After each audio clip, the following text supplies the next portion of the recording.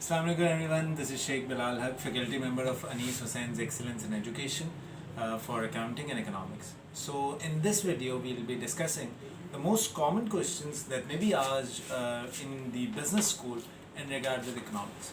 So the first question and the first and the foremost question that may be asked from you guys, the most basic one, general concepts in regard with what are basically the economics of Pakistan. So the interviewer may ask, do you know what the current population of Pakistan is right now? So it's basically around 220 million as per 2020. And all the answers that I'm giving right now is the estimated one in regard with the year 2020, or maybe the factual figures as well. So the second question that is normally asked by an interviewer is, what is the current GDP, that is the nominal GDP, not the inflation adjusted one, is 254.214 billion. Make sure that you start writing these answers on a piece of paper so that you may revise before going for an interview. So where does the Pakistan rank in regard with the GDP? What is the rank of Pakistan in the global terminology in regard with the GDP? So it's the 42nd in the entire world in regard with GDP. So what is the GDP growth rate? It's 5.5%. Inflation, that is consumer price index, according to consumer price index, is 11.2%. Okay, so these are the basic terminologies or the basic things that you need to know in regard with the economics of Pakistan.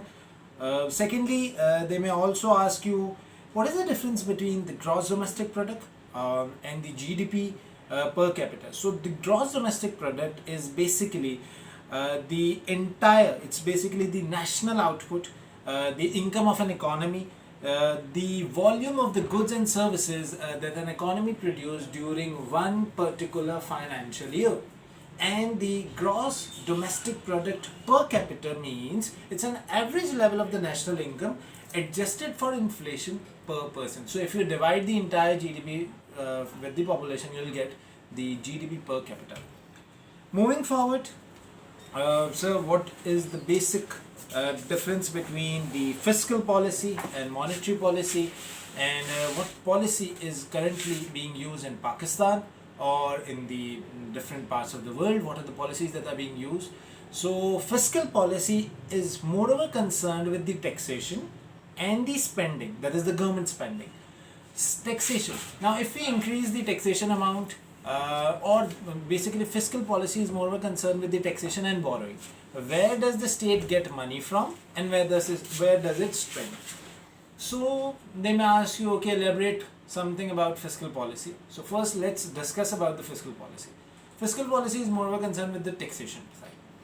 Now if we increase the taxation, generally what happens is the economy loses the confidence on a particular government. So what government does is, what the government generally go for is, they may not increase the taxation amount or they may not increase the taxation percentage, but they may go for borrowing. Now similarly, if we go for taxation, the burden goes onto the economy in the real time basis, but if we go for the borrowing, the burden goes onto the economy maybe more than the taxation burden, but after some time. So fiscal policy, now the government need to decide which perspective of the fiscal policy are they dealing with. They may go for the combined efforts, so that increase in taxation and go for borrowing, and then reduce the spending amount. Now the second type of policy that government normally adopt is the monetary policy. And so monetary policy is the interest rate policy.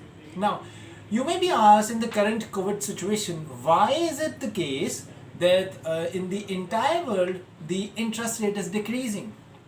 Now what answer should I give? And another question that may be asked from you guys is, what is the current interest rate in Pakistan, or what is the KIBOR in Pakistan, in basically Karachi interbank offering rate? What is the KIBOR rate? So KIBOR rate in Pakistan currently, after the decrement of 100 basis point, that is 100 basis point is equal to 1%. After the current decrement of 100 basis point, the current interest rate in Pakistan is 7%. Firstly. Secondly, why is the world decreasing the interest rate after this pandemic situation, or why is it so that people are being tempted to get the loan amount of money? The reason being is due to the decline in the business situation, due to the fact that normally people are getting unemployed. In order to facilitate them and in order to increase the buying power of the people, the government is facilitating them by decreasing the interest rate. So I guess this may be the most prominent or the most common question that may be asked from you guys in regard with economics. So moving further, they may also ask you, what do you mean by inflation? The most favorite question of an interview. So the general definition of inflation is the persistent rise in the general price level. The persistent rise in the general price level is known as the inflation. Now, how many types of inflation, and can you identify these types, or can you basically define these types or elaborate these types? Yes, there are many types of inflation. The first and the foremost one is demand pull inflation.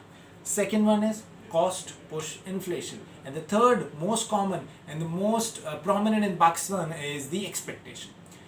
Now, if we define the demand pull, cost push, or the expectation, there are many other types. For example, if you are importing a particular item, it's known as, and if the prices of that item is increasing in the world, it is known as the import cost push inflation.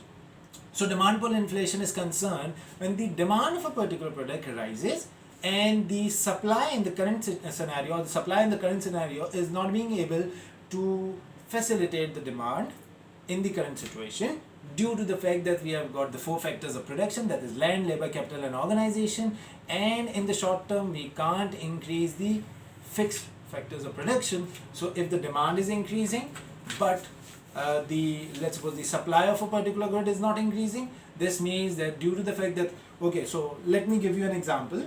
I've got these two pens, and there are, in current situation, there are 3 buyers to buy these 2 pens. Now generally I normally sell these pens for 10 rupee per pen, but due to the fact that there are 3 buyers, now what I have decided is I can't make these pens in the shortest possible time.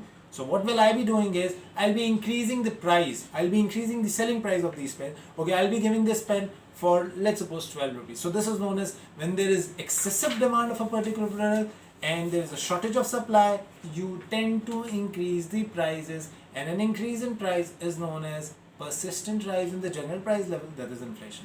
Secondly, cost push inflation. If the cost of any factors of production, that is land, labor, capital and organization, if the laborers are demanding more wages, then this means that the cost is increasing, and you know it very well, we all live in a commercial world. The businesses are selling these products in order to earn profitability. So if the cost is increasing, this means that the selling price is also increasing. On the other hand, we have got another type of inflation, that is expectation. Now, if the expectation of a particular economy is increasing, for example, you generally see the expectation type of inflation in the stock market. If there is an expectation that, okay, in near future the economic well-being of Pakistan is about to be attained, or we are moving in a better situation, in the better economic situation, okay, the stocks will go up.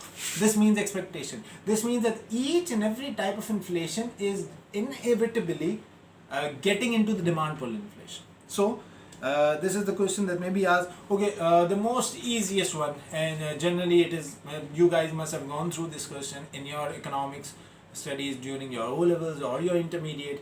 What are the basic 3 questions that is being asked in an economy? The first one is what to produce, second one is how to produce, and third one is for whom to produce.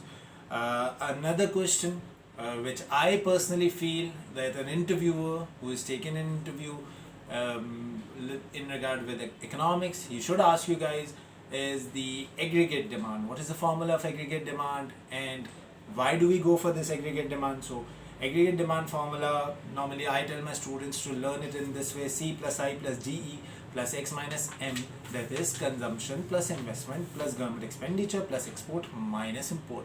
So the aggregate demand means, what do you mean by aggregate demand? Aggregate demand means the total demand that is being generated during a particular economic year.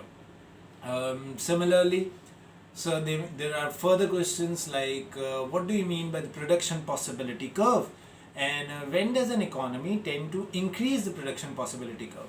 So production possibility curve means the amount or the goods or the services that an economy can produce with the given limited resources in a given period of time.